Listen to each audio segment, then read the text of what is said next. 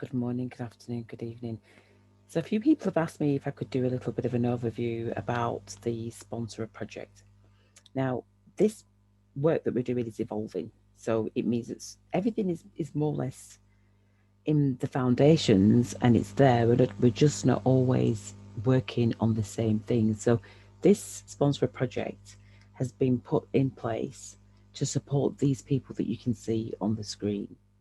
And so each person that comes along into the community, they have an opportunity to share their vision through play. So we have a really unique tool that is a gift to everybody in the world that they can use to do exactly the same to their people, their volunteers, their workers, their employees, their colleagues.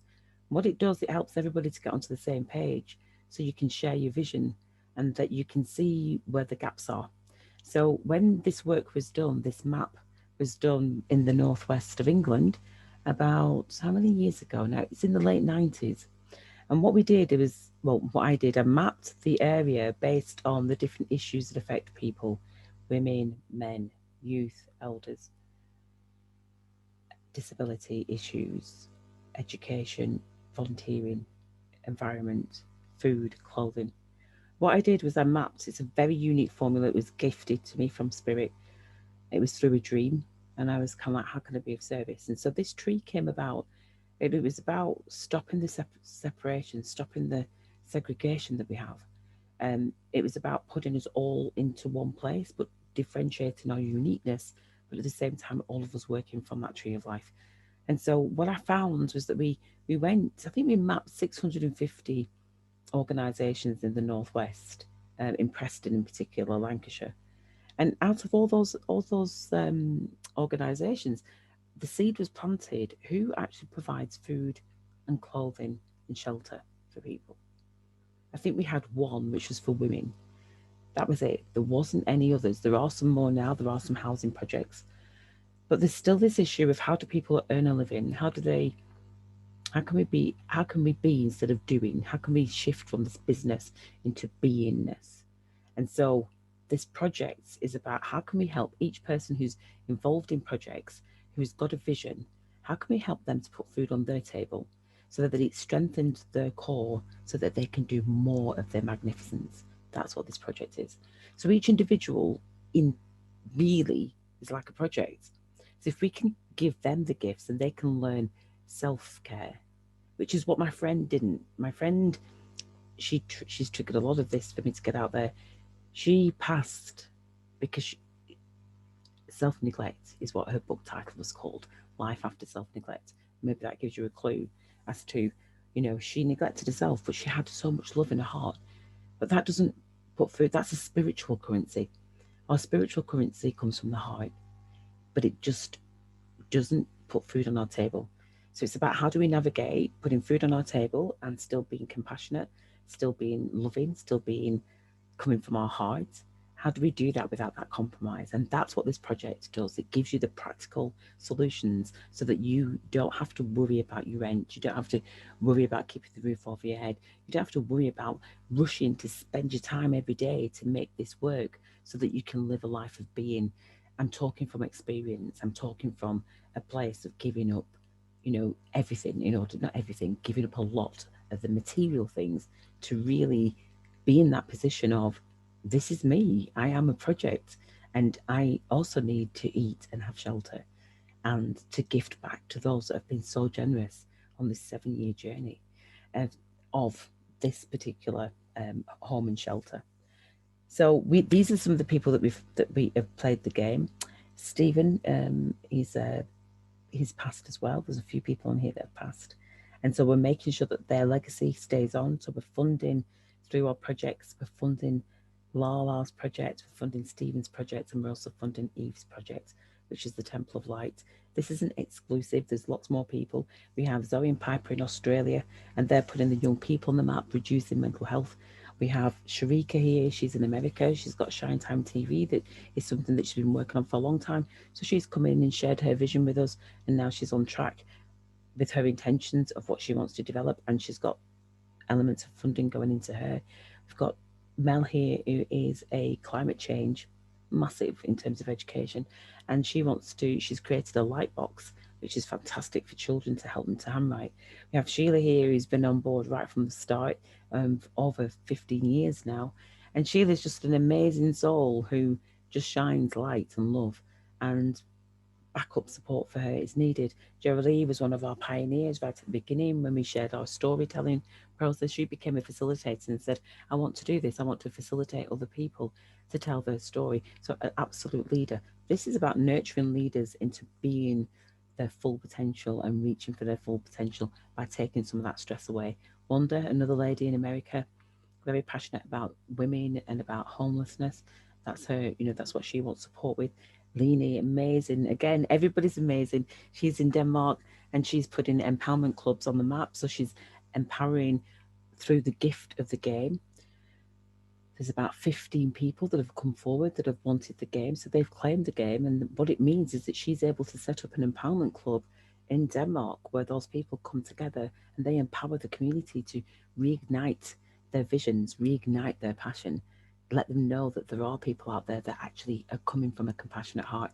And we're doing it in a fun way. So it's not sitting down and doing, you kind of like your business planning. And it's not that. It's sitting down and being around a high vibe energy and shifting the blocks that are stopping people and stunting people from reaching their potential.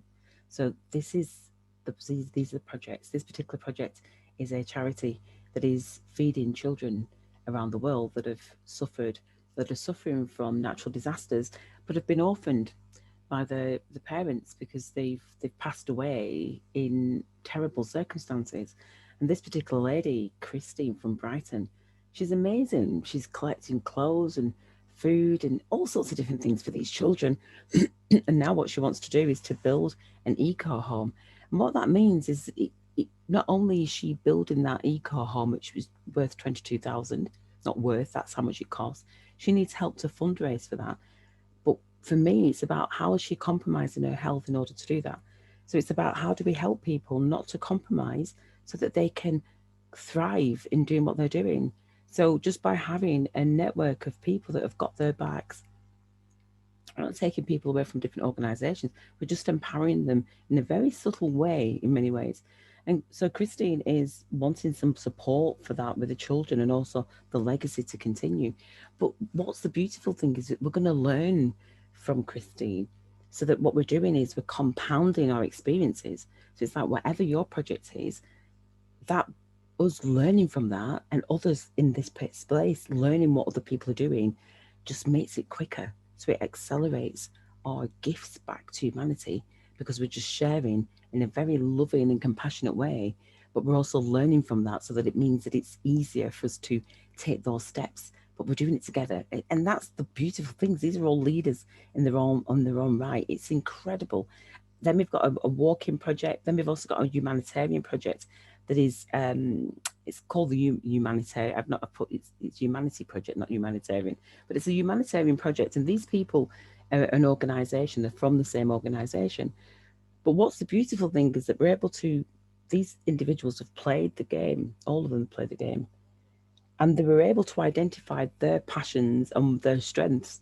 So it means that the organisation that's being led by Scotty here, he's aware of some of these different projects. This particular lady here, Colleen, she's passionate about art and she does art, and her art is amazing, absolutely amazing. It's really, really advanced. And so she's part of this project and it's about how can she fit within the bigger vision. So that's how I work when I talk about sponsoring a project. I work with individual compassionate people who have got a big vision and who don't have to go it alone. They can actually, we can work together.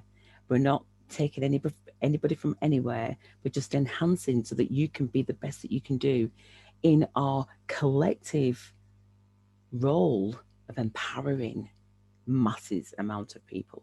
It's impossible for us to do it on our own. We don't come from oneness, we come from togetherness. This is about togetherness. And it's about to get her, which I believe is the divine feminine in all of us that are here to impart of our knowledge and to nurture each other so that we all win. We all get to have our goals fulfilled. My role was just one that I set up an organization, a charity.